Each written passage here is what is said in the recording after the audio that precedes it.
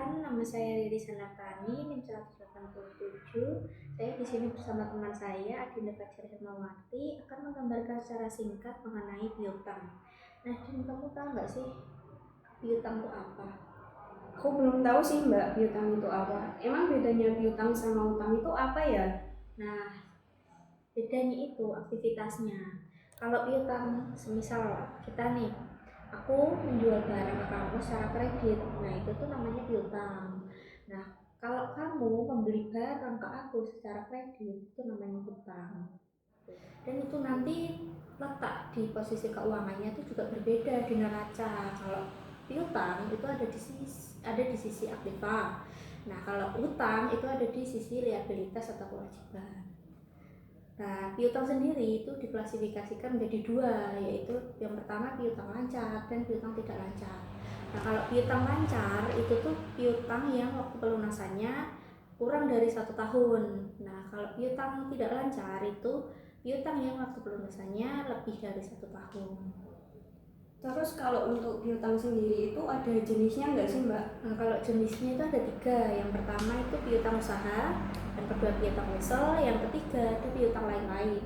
Kalau piutang usaha itu piutang yang terjadi karena adanya penjualan secara kredit.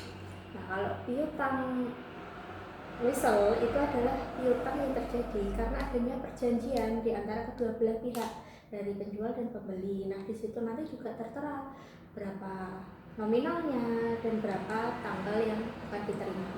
Nah, kalau piutang lain-lain itu cakupannya lebih luas lagi. Jadi di luar piutang usaha dan piutang wesel, seperti piutang gaji, kasbon ke perusahaan, kemudian piutang asuransi, piutang bunga dan lain-lain. Terus nih Mbak, kalau misalnya aku pengen tahu jumlah piutangku itu gimana ya caranya? Nah, itu caranya ada 2. Yang pertama itu ada pengakuan piutang dan ada penilaian piutang. Nah, untuk pengakuan piutang itu jumlahnya sebesar nilai pertukaran kita atau kesepakatan kita. Jadi seumpamanya aku menjual secara kredit ke kamu seharga 5 juta.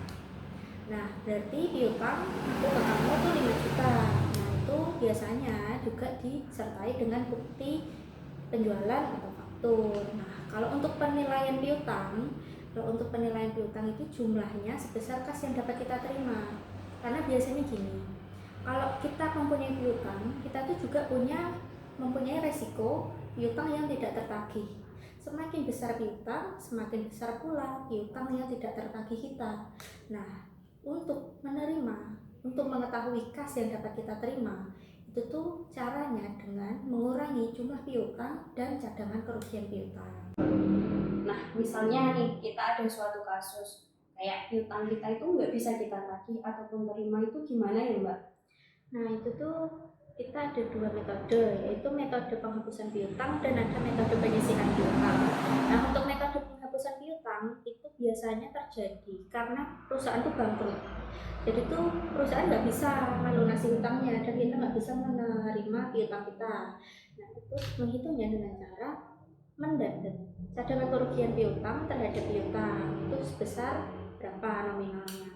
Nah, kemudian yang kedua itu ada metode penyisihan. Metode penyisihan ada 2 tahap, yaitu yang pertama untuk mengetahui estimasi piutang tak tertagih kita itu berapa. Nah, itu caranya dengan cadangan kerugian piutang tak tertagih sudah didapat, kemudian kreditnya penyisihan piutang tak tertagih. Nah, habis itu penghapusan piutang dengan cara penyisihan piutang tak tertagih didapat, kemudian piutang ada di kredit. Nah, untuk caranya menghitung cadangan kerugian piutang itu gimana ya Mbak? Nah, kalau untuk menghitung cadangan kerugian piutang atau kita sebut saja CKP, itu ada 2, yaitu dari penjualan dan dari saldo piutang itu sendiri. Nah, saldo piutang itu sendiri itu juga dibagi 2 lagi, yaitu berdasarkan saldo piutang dan berdasarkan saldo piutang menurut umur piutang. Nah, kalau untuk CKP berdasarkan piutang itu sendiri itu mudah. Nah, ini kan ada soal seperti ini. Nah, di situ ada piutang yaitu 100 juta dan CKP 5 juta. Nah, itu kita debitkan saja piutangnya 100 juta, CKP-nya 5 juta. Nah itu 100 dikurangi 5 juta sama dengan 95 juta. Nah itu nanti yang akan dimasukkan ke dalam neraca untuk piutang bersihnya. Nah itu diminta untuk mencari saldo penyesuaian dan jurnal penyesuaiannya. Nah untuk CKP berdasarkan penjualan caranya seperti ini.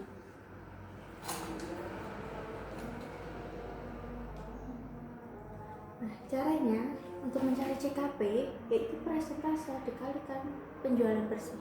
Nah, penjualan bersihnya itu berapa? Kan di situ belum ada. Jadi, untuk mencari penjualan bersih yaitu penjualan dikurangi potongan penjualan lalu ditambah beban angkut sebesar 400 juta. Nah, persentasenya di soal berapa? 3%. Dari 3% dari 400 juta yaitu 12 juta. Nah, menjurnalnya dengan cara beban kerugian piutang yaitu 12 juta, kemudian cadangan kerugian piutangnya 12 juta. Lalu untuk mencari saldo penyesuaiannya, saldo awal ditambah dengan saldo jurnalnya yaitu 5 juta ditambah 12 juta sama dengan 17 juta. Nah, untuk selanjutnya ada CKP berdasarkan saldo piutang.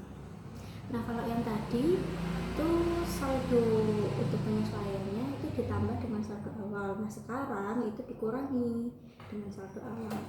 Nah, untuk mencarinya sama, CKP yaitu persentase dikalikan saldo piutang. Nah, persentasenya berapa? 3%. Dikalikan saldo piutangnya 100 juta sama dengan 3 juta. Lalu untuk mencari saldo penyesuaiannya itu saldo awal dikurangi saldo jurnal yang ini. Itu berapa? 5 juta dikurangi 3 juta sama dengan 2 juta. Lalu untuk jurnalnya beban kerugian piutang sebesar 2 juta dan kreditnya cadangan kerugian piutang sebesar 2 juta juga. Nah, untuk selanjutnya yaitu CKP berdasarkan umur piutang. Nah, ini ada contoh soalnya seperti ini. Ini untuk transaksi yang pertama yaitu ada penjualan kredit terjadi pada tanggal 20 Desember 2020. Itu syaratnya 2/10 N/30. 2/10 N/30 itu artinya apa sih? Artinya kalau pembeli itu dapat melunasi dalam waktu 10 hari, dia mendapatkan diskon 2%. Nah, jatuh temponya 30 hari. Kalau di sini yang diklasifikasi umur piutang itu di soal itu kan lewat jatuh tempo. Nah, ini penjualan terjadinya pada tanggal 20 Desember. 20 Desember itu 30 harinya tuh kapan sih? Berarti kan lewat dari 31 Desember. Berarti transaksi ini belum lewat jatuh tempo piutangnya. Jadi kalau belum lewat jatuh tempo, kita keluarkan saja dari kualifikasi tersebut. Nah, untuk mengeluarkannya kita kurangi dari saldo yang 1 sampai 30 hari. Kenapa saldo 1 sampai 30 hari? Karena dia di situ transaksi pada tanggal 20 Desember. Nah, di situ berapa saldonya untuk 1 sampai 30 hari? Saldonya ada 50 juta. Nah, 50 juta dikurangi dengan 5 juta yaitu 45 juta. Jadi saldo piutang 1 sampai 30 hari yang baru perubahan itu 45 juta. Lalu untuk yang kedua, untuk salah satu debitur dinyatakan bangkrut pada tanggal 10 Desember dengan piutang 5 juta kategori 30 hari. Nah, itu caranya untuk menghapus piutang dengan cara mendebit CKP terhadap piutang yaitu sebesar 5 juta. Lalu diperolehlah saldo piutang 30 hari yaitu di situ di soal 35 juta dikurangi 5 juta sama dengan 30 juta. Lalu saldo penyesuaiannya kita asumsikan CKP awal adalah 6 juta. Jadi 6 juta dikurangi 5 juta sama dengan 1 juta. Nah, 1 juta ini untuk mengurangi saldo akhir CKP. Nah, kita hitung lagi klasifikasinya umur piutang. Jatuh tempo hari ini ada perubahan enggak? Oh enggak, berarti 75 juta dikalikan 2% sama dengan 1.500.000. Untuk tempo 1 sampai 30 hari ada perubahan yaitu sebesar 45 juta. Dikalikan 3% yaitu 1.350.000. Satu tempo yang 30 hari ada perubahan nih berapa? 30 juta. 30 juta dikalikan 4% sama dengan 1.200.000. Jadi saldo CKP akhir CKP yaitu 4.050.000. Nah, untuk selanjutnya yaitu 4.050.000 dikurangi dengan 1 juta yaitu 3.050.000. Lalu untuk jurnalnya beban kerugian piutang 3.050.000 dan kreditnya cadangan kerugian piutang sebesar 3.050.000.